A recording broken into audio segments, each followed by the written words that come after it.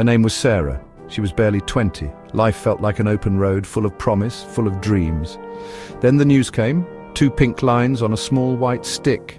A baby, her baby. A flutter of joy mixed with a sudden fear. She thought of tiny shoes. She thought of lullabies. She imagined a future, a happy family, a life filled with love. This new life was a secret, a precious, fragile thing. She held it close to her heart. She told him, the man she loved, the father of her child. His smile vanished. His eyes grew cold. He said it wasn't his. He said she was wrong. He said he couldn't do this. Then he was gone, just like that, vanished into thin air, leaving her alone. The open road ahead now seemed dark. It was filled with shadows. Her world, once bright, shattered into a million pieces. The dreams turned to dust. Sarah sat in her small room. The silence was deafening. It pressed in on her. The weight of the future felt immense. It settled on her young shoulders. Morning sickness became a daily ritual, a constant, unwelcome reminder of her situation. Her body felt alien. It was changing, growing, nurturing a life, but there was no one to share these small discomforts with, no one to rub her back, no one to bring her tea. The small joys were also hers alone, the first tiny flutter, a kick against her hand. These moments were precious, but they were tinged with a deep, aching loneliness. She longed for a hand to hold. Her clothes started to feel tight. Her familiar reflection stared back, altered. She saw other young women her age, laughing with their partners, holding hands, planning futures together. A sharp pang of envy would pierce her heart. Why not her? Why did she have to walk this path alone? The world seemed to mock her solitude.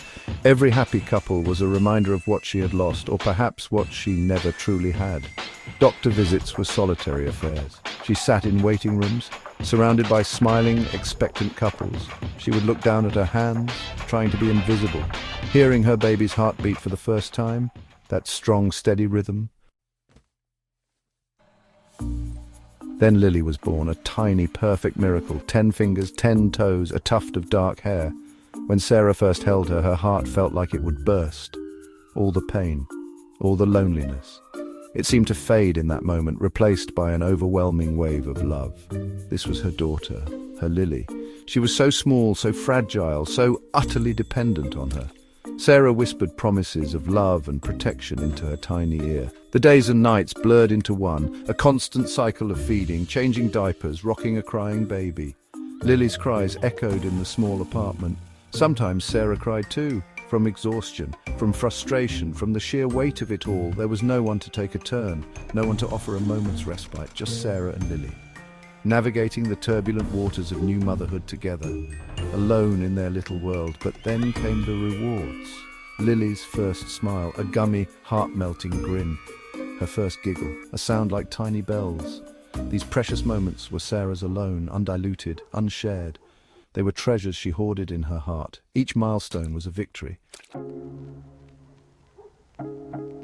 Life, in its unpredictable way, offered a new path. Sarah met Mark. He was different from Lily's father. He was kind. He was steady. He made her laugh, a feeling she had almost forgotten. For the first time in years, Sarah felt a flicker of hope, a possibility of a different future, a future that wasn't just about struggle. Maybe, just maybe, she could have a partner, a family, for herself and for Lily. She allowed herself to dream again. Mark seemed to genuinely care for her. He listened to her stories. He understood her past struggles, or so she thought. One evening, under a starlit sky, he asked her to marry him. A simple question, a profound promise. Sarah's heart soared. A new life beckoned, a stable home, a father figure for Lily. This was everything she had ever wanted. A chance to heal, a chance to build something new, something lasting. Then came the conversation, the one she had dreaded, the one about Lily. Sarah spoke of her daughter with love, with pride. She explained that Lily was her world. Mark listened quietly. His smile faded. Section 5. The unwanted child, a daughter cast aside. Sarah pleaded, she reasoned, she cried, she tried to make him understand. Lily was a part of her, an essential part. How could he ask her to choose? But Mark was resolute. His mind was made up. He wanted Sarah, but he did not want her daughter. The dream of a happy, blended family dissolved into a cruel illusion. Sarah was faced with an impossible decision, a choice no mother should ever have to make. The choice loomed before her: a future with Mark, a chance at stability, a life without the constant struggle of single parenthood, or a future with Lily, continuing the hard path she had walked for 4 years, but with her daughter by her side. The weight of the decision crushed her. She felt torn in two. Each option meant a profound loss. Each path was paved with heartache. What was the right thing to do? Was there a right thing? Her parents, seeing her anguish, offered a solution. A temporary solution, they called it. "Let Lily stay with us," her mother said gently. "Just for a while, until Mark gets used to the idea, until things settle down." Sarah clung to that fragile hope. Just for a while. She repeated the words like a mantra. With a heart heavy as lead, she agreed. She convinced herself it was for the best. For Lily's best. Section 6. Life with grandparents, a different kind of pain in a cold house. The grandparents' house was different, so very different from the small, warm apartment Lily shared with her mother. It was big. It was quiet, too quiet. There was an order to everything, a rigid routine. Lily missed the easy laughter. She missed the spontaneous cuddles. She missed her mother's bedtime stories. Most of all, she missed her mother's presence, the constant reassuring warmth that had always been her anchor. Now she felt adrift. The love she received here felt different too. It was not the unconditional love of her mother. It felt conditional, measured. Mistakes were not easily forgiven. A spilled glass of milk, a toy left out of place. These small childhood errors were met with stern looks, sharp words, sometimes harsher punishments. Lily learned to be quiet, to be careful, to try and be invisible. She felt like a guest, an unwelcome burden, not a cherished granddaughter. School days offered no escape. They were just another reminder of what she lacked. She watched other children. Their mothers picked them up from school. Their mothers helped with homework. Their mothers packed their lunches with little notes. Lily had visits from her mother. Section 7. Return to mother's house, a tenuous reunion, an uneasy peace. At 16, Lily reached her breaking point. The quiet suffering at her grandparents' house had become unbearable, the subtle mistreatment, the constant feeling of being an outsider. It had chipped away at her spirit for too long. One desperate evening, she picked up the phone. Her hands trembled as she dialed her mother's number. It was a cry for help, a plea for rescue. She couldn't stay there any longer. She needed her mother. Sarah listened on the other end, her heart clenched with a familiar ache.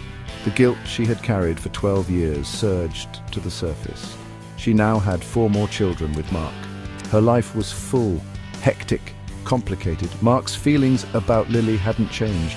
He was still resistant, still cold to the idea of her living with them. The old fears resurfaced, but this was her daughter, her firstborn, in pain, needing her. Despite the potential turmoil, Sarah made her decision. "Come home, Lily," she said. The words were a balm to Lily's wounded soul, words she had longed to hear for over a decade.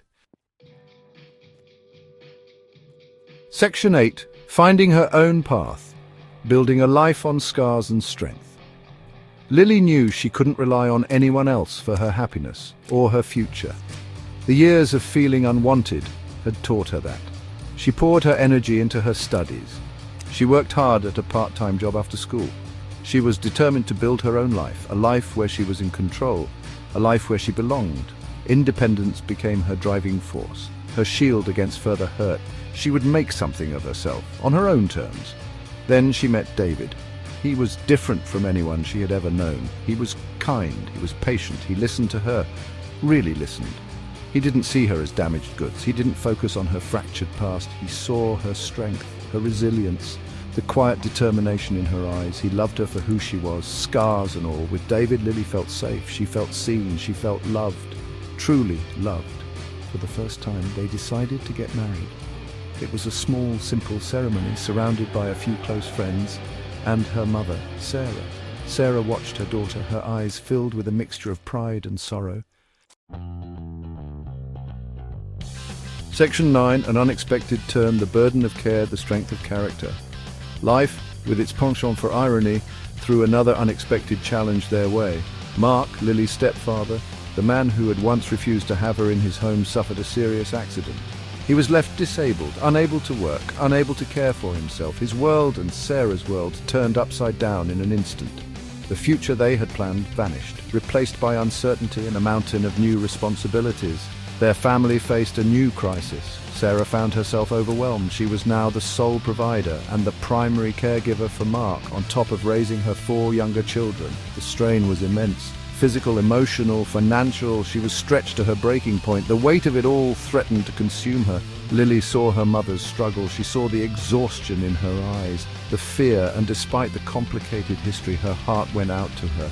Lily remembered her own feelings of helplessness, of being a burden. She remembered the pain of rejection. She looked at Mark, the man who had caused her so much childhood pain. He was now vulnerable, dependent.